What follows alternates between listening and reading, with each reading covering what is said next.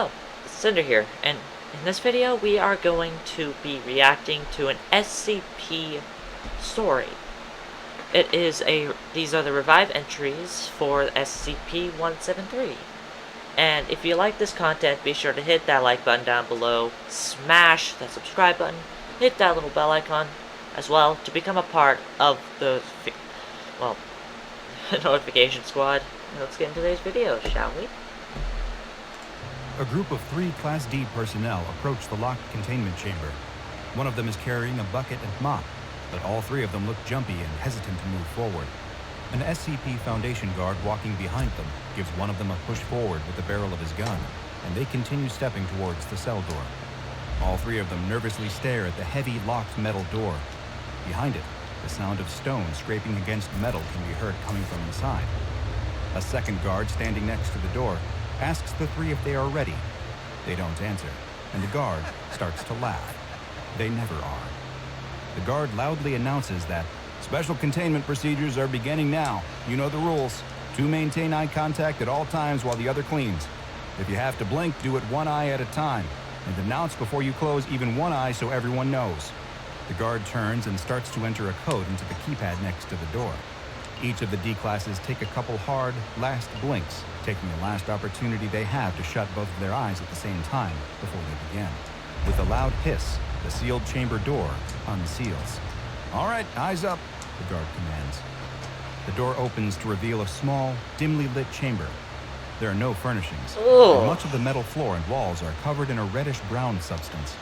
And there in the corner is what they've heard stories and rumors about. Gross. The thing that has given them nightmares ever since they learned that they would have to enter its containment chamber, SCP-173. Or, as most of the staff in the SCP Foundation call it, the sculpture. It looks so unassuming in person. Just a crude, concrete figure with a stupid-looking spray-painted face, standing motionless in the corner. The 3 D classes get another push from the guard behind them, and they enter the chamber. The 2 assigned to watch SCP-173 assume their position in the middle of the room, their eyes locked on the sculpture as the other starts cleaning the foul substance off the floor and walls. It smells terrible, like a mix of old blood and human waste. The 2 assigned to watch 173 pay no attention to the one cleaning, though. They follow protocol to a T, maintaining their vigil and announcing each time they are going to blink, even if it is only 1 eye. The third one continues cleaning, trying his best to keep his own eyes locked on the sculpture as he attempts to mop around it without getting too close. D-5933 does his job and doesn't break eye contact with SCP-173. Even though it hasn't moved, he can feel the presence of the sculpture, something within it, just waiting for him to slip up, to let his eyes avert for just 1 split second. They say that's all it takes. You stop looking for even an instant, and it's all over. With all of the fear coursing through his veins, it's hard to maintain focus. All he can think about is how dry his eyes feel, and blinking them 1 at a time never seems to be enough. He wants so badly to shut his eyes, to end their itchy, dry feeling. But he can't. Even with another watcher, it's too risky. There's suddenly a loud crack, but D-5933 doesn't move his eyes away from 173. He can see in his periphery that the other D-class dropped his broom and instinctively looked down at it. Luckily for him, there were others watching. D-5933 shifts in place, taking a step back and bumps into something. He can't look at what it is, but he reaches behind him and feels that it's the other D-class watcher. But wait a minute, why is he facing the other way? "What are you doing? What's going on?" he asks, his eyes never leaving SCP-173. "What are you talking about?" the other D-class asks back. "You're facing the wrong way." "I'm facing the wrong way? You're facing the wrong way. We're supposed to be watching 173. What are you looking at?" "I am looking at 173. What are you looking at?" D-5933 doesn't know what's going on and starts to panic. The one cleaning is focused on his task, trying as hard as he can to quickly mop up an especially dirty corner of the cell. It's the worst sound D-5933 could have heard. "Achoo!" A sneeze, just inches behind his head, followed by the sound of bones being cracked, a scream that was cut off too short, and then a sick thud as a body dropped to the floor. D-5933 doesn't even have a chance to scream before a pair of concrete hands grab his neck, and his own head is twisted around to see another identical-looking sculpture staring back at him. Oh, Ladies and gentlemen crap. of the O5 Council, That's bad. we have a problem. A senior researcher is giving a presentation to a group who remain largely in the shadows, obscure. Wait, aren't there supposed to be 5 of these guys? They're called the O5 Council, after all. So why is there more than... Why is there like 13? Bring both their identities as well as their reactions to his horrendous news. SCP-173, through means which we have not yet been able to determine, has multiplied. There's no reaction from any of the 13 figures seated around the large, curved table. The researcher in charge of SCP-173 waits for a response, anything at all. But after receiving none, he clears his throat and continues. We gave each of the new instances their own designation, SCP-173-1 and SCP-173-2. 2 of the D-Class on observation duty during their regular cleaning of 173's cell were killed. The third was able to keep them both in his line of sight until they could be recontained and moved into separate cells. Again, no reaction from the shadows. But as you know, this wasn't the end of it. At some point, the instances of SCP-173 multiplied again, each splitting to form yet another instance. SCP-173-1 through 4 are all contained separately, but we don't know if or when another split will occur. The senior researcher waits, but no one on the O5 Council speaks or moves until the one seated in the very middle slides a piece of paper across the table in front of him. The senior researcher looks confused. He looks to the mobile task force guard stationed near the door, but he too remains expressionless, eyes locked straight ahead. The researcher, unsure of what else to do, steps away from the lectern and walks towards the table. He picks up the piece of paper and reads it. Object class, upgrade from Euclid to Keter. Orders, continue observation. The senior researcher nods in agreement, thanks the O5 Council for their time, and leaves the room. Nice. Lights flash and siren blare in the halls of Site-19. It's a containment breach. Facility staff, researchers, and site guards all run down the hall, screaming, trying desperately to get away. There's no hope for any of them, though. In a flash, SCP-173 instances appear behind them, snapping their necks and dropping them to the floor before moving on to their next victim. There must be dozens of them. Even as a guard tries to keep their eyes on one instance, preventing it from moving, another appears behind them. The staff of Site-19 flee for their lives, screaming for someone, anyone to help them. The senior researcher presses pause on the video. The terrified face of the senior researcher who gave the last presentation is frozen on the screen. An instance of SCP-173 is directly behind him, its hands wrapped around his neck in a split second before his life was snuffed out. The new researcher giving the presentation... To be frank, if I had to choose an SCP that I would want to die from, it would definitely be 173. Snapping the neck is one of the most peaceful ways you can die in this, well, in that universe. I would rather stare at a creepy looking sculpture than deal with SCP-682. Just saying. Looks considerably more frazzled than his predecessor. He explains to the O5 Council that following this horrific containment breach at Site-19, at least 61 instances of SCP-173 are now unaccounted for. It is still unknown how they are replicating, but worryingly, there is evidence that the process may be speeding up. He presses play on a new clip from the security footage, which shows what appears to be multiple instances of 173 working in tandem, some using their bodies to block exits, others creating choke points in the facility corridors. We have theorized that Did he just break that dude's legs? Now I'm sorry, I really hate when people do this, but I believe that version of SCP-173 actually snapped the dude's legs. Appears to be multiple instances of 173 working in tandem, some using their bodies to block exits, others creating choke points in the facility corridors. Nope, they didn't break his legs, they broke his hips. We have theorized that SCP-173, as we are now referring to the collective instances, may possess a form of hive intelligence. It also appears that this intelligence scales with the number of instances that are nearby. This allowed them to implement tactics that thwarted our containment efforts, as they used instances to block our containment teams from being able to pursue others. What you have in front of you is a proposal for revised special containment procedures. What I recommend may sound drastic, but it's what I truly believe is the only way to contain this threat. Each of the O5 Council members picks up the folder in front of them, bringing it into the shadows that obscure them. What I propose is that SCP-173 instances no longer be kept in containment cells, but instead placed inside of form-fitting metal containers. We can then use SCP-120 to transport the instances to the Foundation site on the lunar surface. The facility will have to be abandoned, of course. It's too risky to maintain a presence there, but each of the instances will be fitted with a tracking collar to ensure that we will be able to detect if any of them are somehow able to escape. The senior researcher waits. After a time, the paper is once again slid across the table. He approaches and picks it up. He sees that it is the same folder containing the revised Special Containment Procedures proposal. He opens it to find that it has been stamped. Approved. Nice.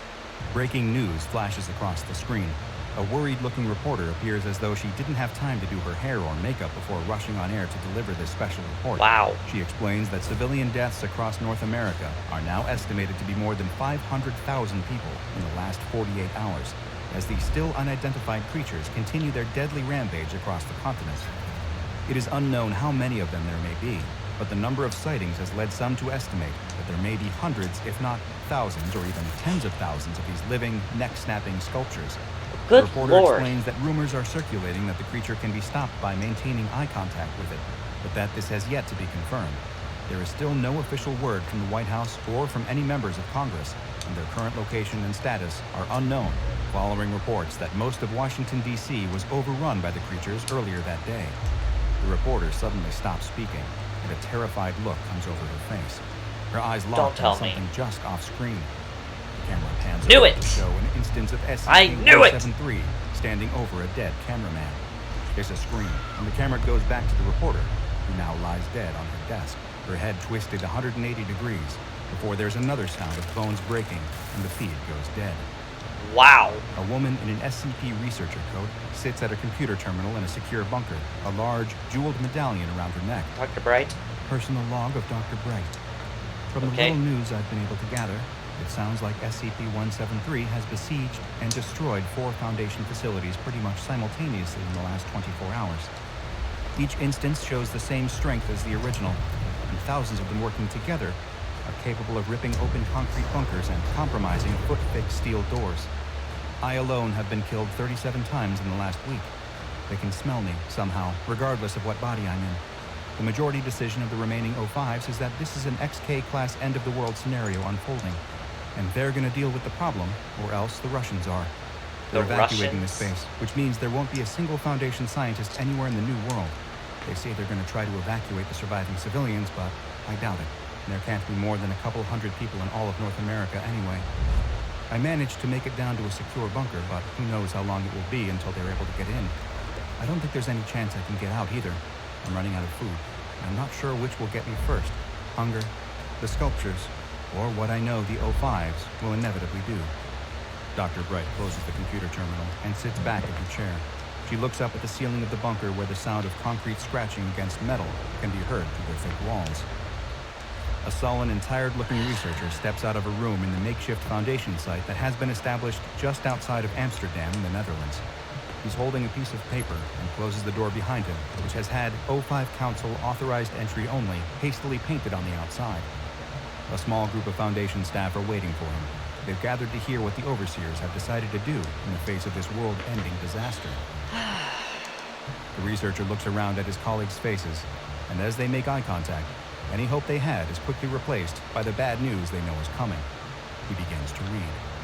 Revised Special Containment Procedures. Containment Zone X1, formerly North and South America, is to be denied access.